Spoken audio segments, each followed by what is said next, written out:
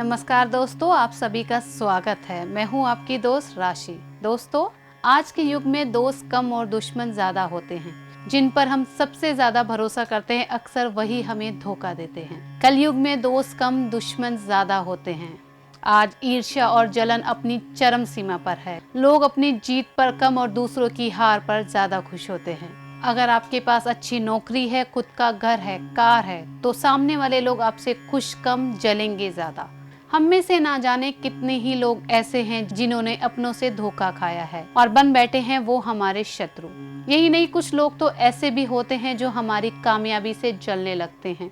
यही नहीं, हमारी निंदा दूसरों से भी करने लगते हैं। हर व्यक्ति अपने शत्रु पर विजय पाना चाहता है, पर विजय पाना इतना आसान नहीं है। कई बार हमारा शत्रु हमसे ज्यादा ताकतवर होता है, तो कई बार हमारा दुश्मन हमसे ज्यादा समझदार होता है। इस वजह से हम कुछ नहीं कर पाते और हाथ पे हाथ रखकर मन में ईर्ष्या की जलन को बढ़ाते रहते हैं।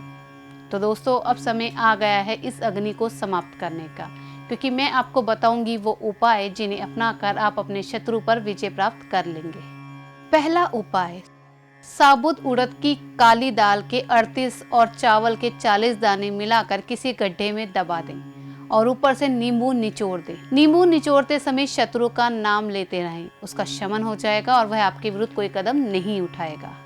दूसरा उपाय, अकारण परेशान करने वाले व्यक्ति से शीघ्र छुटकारा पाने के लिए, यदि कोई व्यक्ति बगैर किसी कारण के आपको परेशान कर रहा है, तो शौचालय में बैठे बैठे वहां के पानी से उस व्यक्ति का नाम लिखे। जाने से पूर्व उस जगह पर जहां नाम लिखा है अपने बाएं पैर से 3 बार ठोकर मारें। ध्यान रहे, यह स्वार्थवश ना करें, अन्यथा हानि हो सकती है। तभी करें जब आपको कोई परेशान कर रहा हो।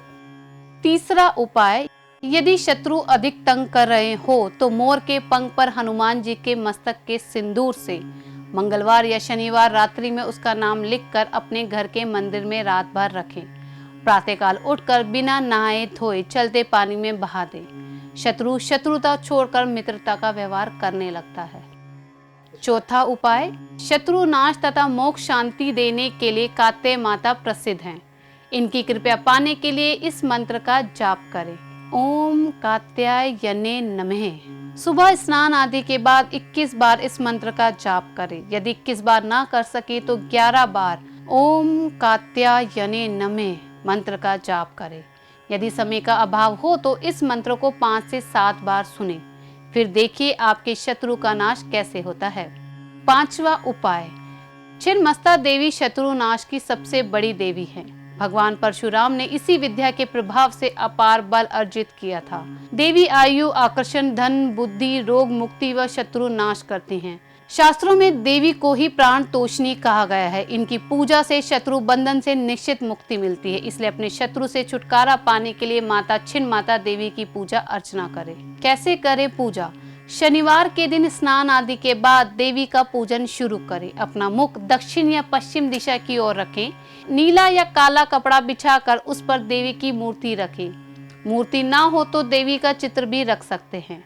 नारियल, काले चने, साबुत उड़द और गुड़ लेकर देवी के चरणों में अर्पित करें। इसके बाद लाज व्रत या काले काले हकीक की माला से देवी का नाम जपें। निश्चित ही शत्रु से छुटकारा मिल जाएगा। पूजा के बाद देवी के सामने रखी सामग्री मंदिर में दे दें।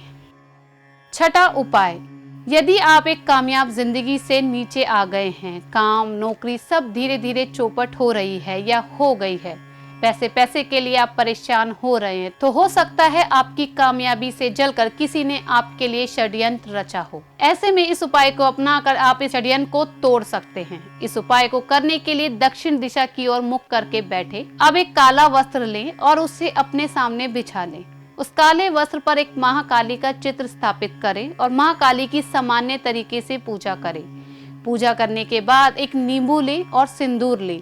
अब इस नींबू पर सिंदूर से अपने शत्रु का नाम लिखें। शेष सिंदूर को सरसों के तेल या तिल के तेल में घोलें और संकल्प लें। संकल्प लेने के बाद मूंगा, काला हकीक या रुद्राक्ष की एक माला लें और क्री क्री शत्रु नाशिनी क्री क्री फट मंत्र की 11 माला का जाप करें। प्रत्येक माला के पूरे होने पर नींबू के ऊपर उड़द की दाल इस भावना से चढ़ाएं कि महाकाली आपके शत्रु के द्वारा रचे गए षड्यंत्र को नष्ट कर दे। जबकि पूर्ण होने के पश्चात एक तांबे का लोटा या मिट्टी की छोटी सी मटकी ले। अब नींबू को लोटे या मटकी में डाल दें। अब काले वस्त्र पर से माँ के चित्र को हटा ले और उस कपड़े में मटकी का मुंह बांध दे। अब मटकी को अपने हाथ में लेकर माँ से दोबारा प्रार्थना करे कि वह आपके शत्रु द्वारा रचे हुए षड्यंत्र को नष्ट कर दे। प्रार्थना करने के बाद इस मटकी को रात को ही जमीन में गाड़ दे और वहां से आ जाएं। वहां से आते वक्त पीछे मुड़कर ना देखें। घर पर पहुंचकर स्नान कर ले। इस उपाय को करने से आपके शत्रु का षड्यंत्र विफल हो जाएगा। व्यक्तिगत बाधा निवारण के लिए व्यक्तिगत बाधा के लिए एक मुट्ठी पिसा हुआ नमक लेकर शाम को अपने सिर के ऊपर से 3 बार उतार ले और उसे दरवाजे के बाहर फेंक दे। ऐसा 3 दिन तक लगातार करें। यदि आराम ना मिले तो नमक को सिर के ऊपर वार कर शौचालय में डालकर फ्लश चला दे।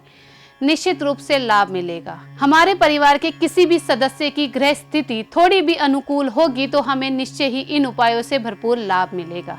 मनुष्य जीवन में दूसरों को सफल होते हुए देखकर बहुत ही कम खुश होता है। जैसे जैसे आप सफलता की ऊंचाइयों को छूते जाते हैं वैसे वैसे आपके आसपास ईर्ष्या करने वाले शत्रु इकट्ठे हो जाते हैं।